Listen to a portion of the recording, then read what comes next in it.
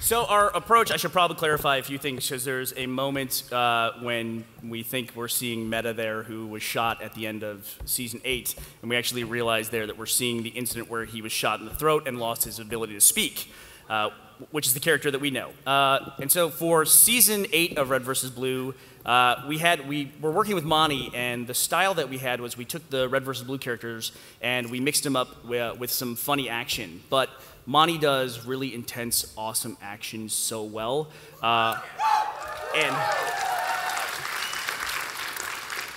And we looked at where the Halo franchise was, and because Reach was a prequel, we thought, well, this would be an awesome time to do a prequel version of the Red vs. Blue characters that we've established with Project Freelancer and the characters that we know and love as well. Kind of. You might have noticed, too, that this thing was obviously very heavy with Monty's work, and Monty, I thought you did a tremendous job. Thanks.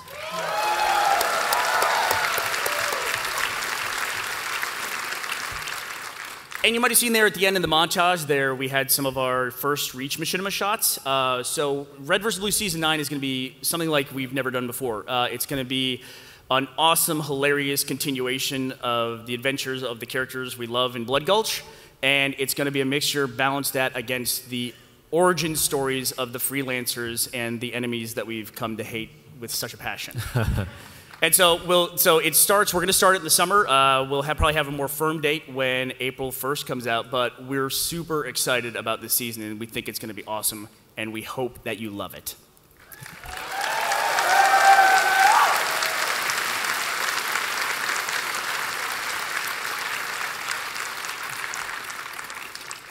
I will say that that up there was like just the tip of the iceberg, because, you know, there's literally an iceberg in the season.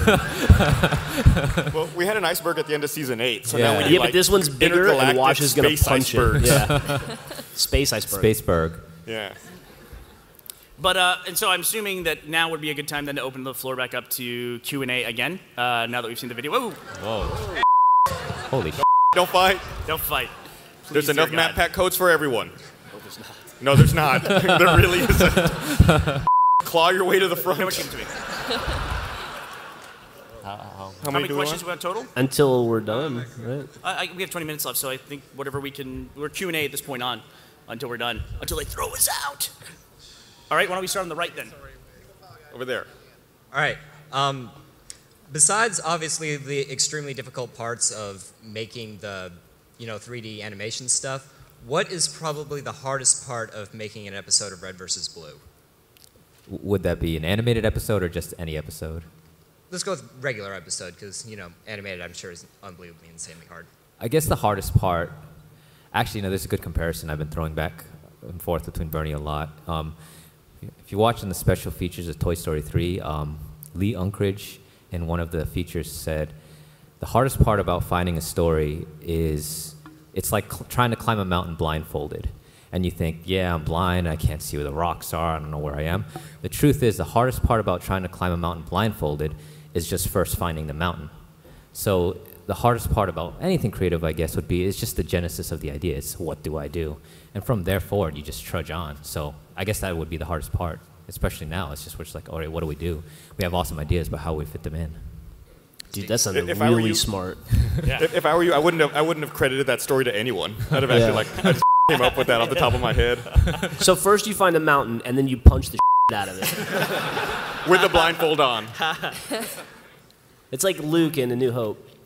Yeah. And previously our mountain was Jack, but he lost all that weight, so. Oh, come on, it's Jack. It's a happy ending. I know, I heard it all too. With everything that we've just seen now, are you guys now working with 343 to bring more things to the table? And what happened to RT Animated? RT what? RT, what was the last Animated. What happened to RT Animated? RBB Animated, sorry.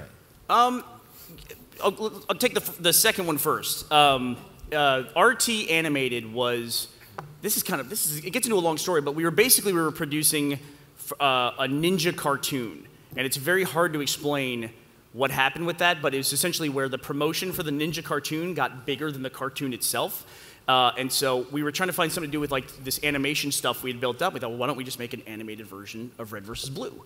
And so we did it, and it was enormously expensive. And we always liked it a lot.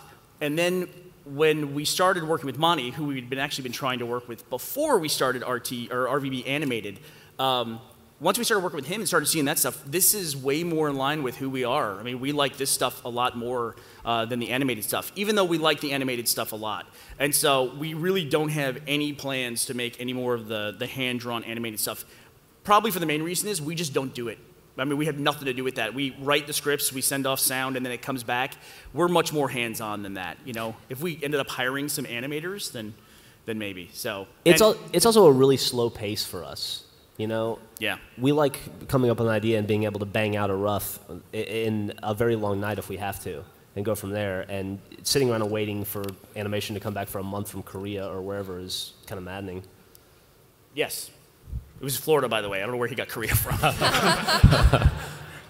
It's all the same to him. Korea, Florida. This is the same right guy who thought that Shanghai CN was in Canada when his laptop was, was Connecticut, was shipped right? from there. Connecticut. His Apple laptop was shipping from Shanghai, Connecticut. And then your first question was about 343? Yeah, whether you guys are now working with 343 to bring more to the table. I mean, with everything that we've just seen now, it seems that you would probably be working with them because that's a lot of extra stuff that doesn't look like it's in the infrastructure of the games themselves. Well, I mean, for us, it's been kind of a seamless process. I mean, we haven't seen, much of a change at all. It's like the way we deal with Halo and just our process by doing it and, who we talk to. None of that's changed. It's been, pretty much the same. I mean, we even still talk to Bungie here and there. But yeah, nothing has really changed there at all. It's been very, very seamless. Okay, cool. Thank you. Okay. I'm a big fan of the Drunk Tank podcast, and Thank you. I especially like episode 100, the video podcast. I know you have the hardware now. You guys gonna make some more of them? We're hoping to do one right after PAX East. Yeah. Bravo, Gus. Bravo. Thanks. What was that? I said bravo, Gus. Bravo. Bravo. I've got a.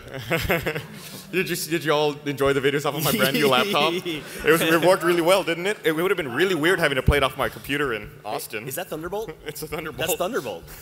Why don't both of you just shut up? Hey, I want to take a second. Geoff, would you mind coming up here? So this is Geoff Williams, who, if you've ever listened to...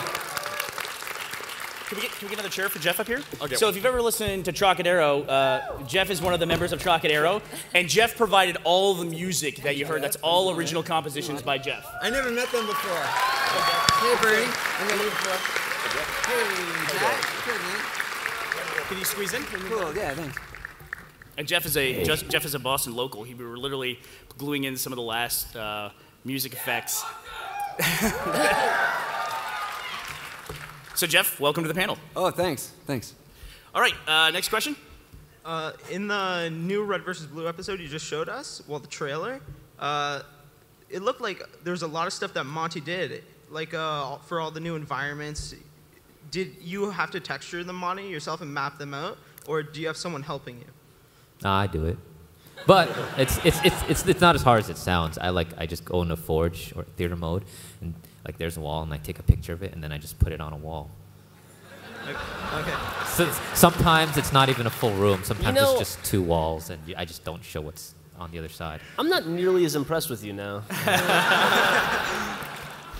And Burnie, would you post a link to your live stream private washroom cam online for everyone on Rooster Teeth to watch? You know what, you're saying but you would click the link. I know I would.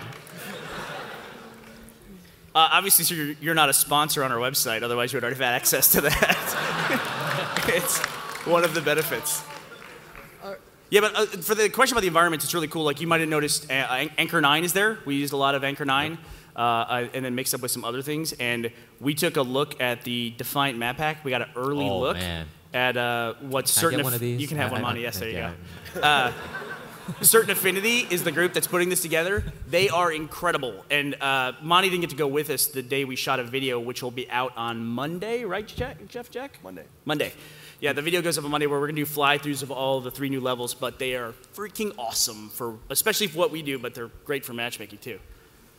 Was there a defining moment when you realized that Red vs. Blue was a huge success, you've all become internet celebrities, and you could quit your jobs and just do this for a living? Gus pre-quit his job, actually, like 3 months before the first episode came out, just in case. For me, the weirdest moment, like the moment when I realized that it had really clicked was, like we'd been doing it for a while at this point, but it was weird. It had all been on the internet and like no real physical connection with people. And we got invited to go to a convention in Florida called DreamCon. It doesn't exist anymore. But we were invited to go out as guests, so we thought, well, that's weird. I guess we'll go. What are we going to do? And they said, oh, well, you'll have a panel. You get to talk to the people there. Like, okay. And then Jeff and I were like, should we take like some shirts or something? Also, what the are we going to talk about? Yeah, it's like, what are we going to talk about? Should we take like shirts if anyone wants to buy one? We just started the online store. It's like, yeah, I'll bring an extra checked bag, and we'll just throw some shirts in there. And we went into this room, and it was a tiny room, probably held 50 people, but it was filled to the max. And there were like people lined up outside the door trying to squeeze in. And so we'd like talk for like an hour doing a panel. And then we were like, if anyone wants a shirt, I brought some in my suitcase. We'll be out in the hall.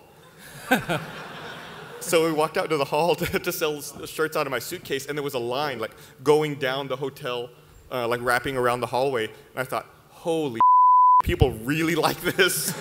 Hey, can I tell you a funny aside from that event? That event, we were the guests, all of the girls from Buffy the Vampire Slayer who weren't Sarah Michelle Gellar, and Ron Perlman, because Hellboy had just come out. No, it was before Hellboy, right as it was coming out. And we got caught on an elevator with a drunk Ron Perlman. Dude, that guy gets drunk. And he hit on every non-Sarah Michelle Gellar Buffy character for relentlessly. I don't know that it worked out for him. Allegedly. It was very entertaining to watch. Salt of the earth, great people, love them to death. So on behalf of all your fans, I just want to say thank you. Thanks, you guys man. are awesome. Thank you.